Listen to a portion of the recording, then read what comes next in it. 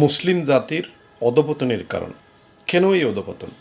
সম্মানিত বন্ধুরা, আমি এখন যা বলবো যদি শুনেন, ইনশাল্লাহ অনেক কিছু জানতে পারবেন, অনেক কিছু বুঝতে পারবেন মুসলিম জাতির অধঃপতনের কারণ।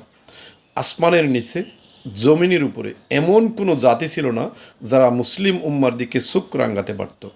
মুসলিমরা ছিল একমাত্র অপ্রতিরোধ্য শাসক জাতি। 2 লাখ সৈন্যের বিরুদ্ধে মাত্র 3,000 সৈন্য নিয়ে যুদ্ধ করার ইতিহাস আছে এই মুসলিমদের। কিন্তু সেই জাতি আজ পৃথিবীর সর্বত্র মার কাছে। কীভাবে হলো এত বড় অধঃপতন? কেন হলো এই অধঃপতন? আর মুসলিম উম্মার এত বড় অধঃপতন হচ্ছে, তখন আলেম উলামাদেরও ভূমিকা কী ছিল? আলেম উলামাদের ভূমিকা নিয়ে আপনাদের সামনে বিস্তারিত বলবো দ্বিতীয় পর্বে। আজ প্রথম পর্বে আমরা আলোচনা করব মুসলিম উম্মার পতন ঘটেছে কেন। ইসলামের ইতিহাস না জানলে আমার কথাগুলো আপনারা কিছুই বুঝতে পারবেন না। তাই বোঝার জন্য সংক্ষিপ্ত আকারে ইসলামের ইতিহাস আমি বলে নিচ্ছি। আমাদের প্রিয় নবী রাসূল সাল্লাল্লাহু আলাইহি ওয়াসাল্লাম যখন নবুয়ত পেয়েছিলেন তখন ছিল 610 খ্রিস্টাব্দে, আর তিনি ইন্তেকাল করেন 632 খ্রিস্টাব্দে। তিনি যখন তৌহিদের দাওয়াত দেন তখন ইসলাম সম্পর্কে কারও কোনো বিন্দু পরিমাণ ধারণা ছিল না। দৃশ্যমান ইসলামের কোনো কাঠামো ছিল না। ইসলাম কি, কেমন, তা কেহই জানত না। কিন্তু তিনি যখন 23 বছরের নবুয়তি জীবনের সংগ্রাম শেষ করেন, তখন পুরো বিশ্বের সামনে ইসলামী মডেল পরিষ্কার হয়ে গিয়েছিল। তিনি বিদায়ী ভাষণে প্রশ্ন ছুড়ে দিয়েছিলেন সম্মিলিত জনতার মাঝে, বা তৌহিদি ইসলামী মডেল আমি কি তোমাদের কাছে পৌঁছে দিতে পেরেছি?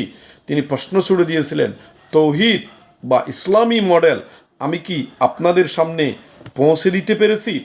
উপস্থিত জনতা সমস্যারে জবাব দিয়েছিল, হে রব্বুল আলমিন, হে রাসূল, আপনি পৌঁছে দিতে পেরেছেন। তার অর্থ ইসলামের পূর্ণাঙ্গ মডেল আমাদের প্রিয় নবী হযরত মুহাম্মদ সাল্লাল্লাহু আলাইহি ওয়াসাল্লাম প্রতিষ্ঠা করে দিয়ে গেছেন।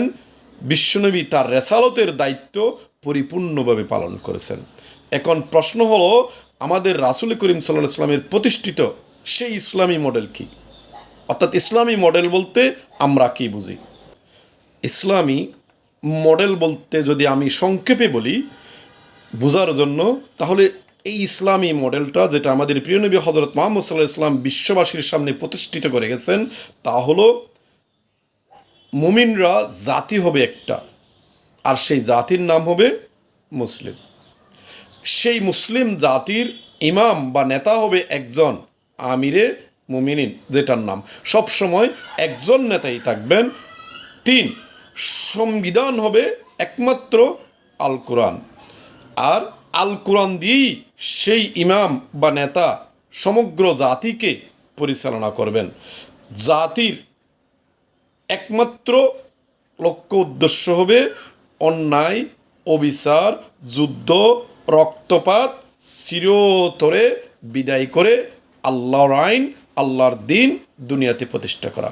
এই হচ্ছে আমাদের নবী করিম সাল্লাল্লাহু আলাইহি ওয়াসাল্লাম দুনিয়াতে পৃথিবীরবাসীর সামনে যে ইসলামী মডেল প্রতিষ্ঠা করে দিয়েছিলেন তার সংক্ষিপ্ত রূপ।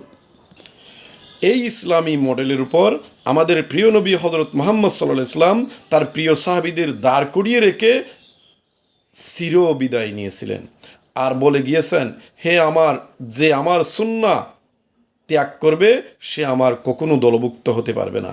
সাহাবীরা সেই মডেল মতে এক ইমাম, এক জাতি, এক বিধান, এক লক্ষ্য আঁকড়ে ধরে রেখেছিলেন। কখনো ইসলামী এই মডেল ব্যঙ্গে পড়তে দেননি। কোনো কারণে এই মডেল ব্যঙ্গে পড়তে চাইলে সাহাবীরা জীবন দিয়ে হলেও তা মোকাবিলা করতেন। হযরত উসমান হত্যাকাণ্ডের পর মুয়াবিয়া যখন হযরত আলীর হাতে বায়াত নিলেন না, তখন জাতির নেতা 2 জন হয়ে গেলেন, এক পক্ষে হযরত আলী আর এক পক্ষে মুয়াবিয়া, যা সাহাবীরা মেনে নিতে পারলেন না। তাই ইসলামী মডেল ঠিক রাখার জন্য সাহাবীরা বাধ্য হয়ে উষ্ট্রের যুদ্ধ, সিফফিনের যুদ্ধে জীবন দিয়েছেন। কিন্তু এক জাতি, এক ইমাম, এক বিধান, এই মডেল কখনো ব্যঙ্গে পড়তে দেননি প্রিয় সাহাবীরা। সেই সাহাবীরা জীবনের বিনিময়ে হলেও অটুট রেখেছিলেন ইসলামী মডেলটা। সাহাবীরা ইসলামী মডেল ধারণ করতেন বলেই তারা ছিল এই পৃথিবীতে একমাত্র অজেয় জাতি, সেরা সুপার পাওয়ার। বিশ্বের তাবৎ অত্যাচারী জুলুমবাজ শাসকেরা মুসলিমের নাম শুনলে বয়ে কাঁপত। মুসলিমদের বিরুদ্ধে সুখ তুলে কথা বলার মতো শক্তি কারও ছিল না। তাই যে কোনো প্রকার অন্যায় জুলুমের সময় কল্পনাও করা যেত না। অর্থাৎ যখন ইসলামী মডেল প্রতিষ্ঠিত ছিল তখন জর্রা পরিমাণ জুলুম অত্যাচারের কেউ কল্পনা করতো না। কিন্তু এখন এই একবিংশ শতাব্দীতে পৃথিবীতে প্রায় 200 কোটির মুসলিমের বাস। প্রত্যেকের ঘরে এখন আল কোরআন, লক্ষ লক্ষ মসজিদ মাদ্রাসা, প্রতিদিন আদান হচ্ছে, নামাজ পড়ছে, নতুন নতুন হাজি হজ করছে, কোটি কোটি আলেম আল্লামা শায়েখ মুহাদ্দিস দিনের খেদমতে আছেন। তৌহিদি জনতা জিহাদি জনতার অভাব নাই।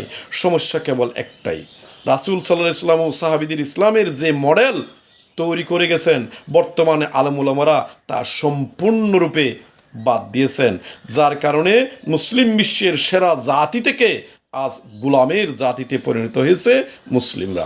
সম্মানিত বন্ধুরা, আজ এই প্রথম পর্বে আপনাদের কি বোঝাতে পেরেছে আমি জানি না। দ্বিতীয় পর্বে আলেম উলামাদের অর্থাৎ যারা মুসলিমের দবজাদারি, যারা মুসলিমের হেফাজতকারী, তাদের ভূমিকা কি এই বিষয়টি নিয়ে আলোচনা করব। আশা করি শুনবেন, সাথে থাকবেন। সবাই ভালো থাকুন, সুস্থ থাকুন এবং আমার এই চ্যানেলটি ফলো দিয়ে রাখতে পারেন। এখানে ইসলাম বিষয়ে যেগুলো খুব গুরুত্বপূর্ণগুলো আলোচনা করা হয়, যে কোনো মৌলানা মুহাদ্দিসরা মোল্লারা আলোচনা করে না। সবাই ভালো থাকুন, সুস্থ থাকুন। আসসালামু আলাইকুম।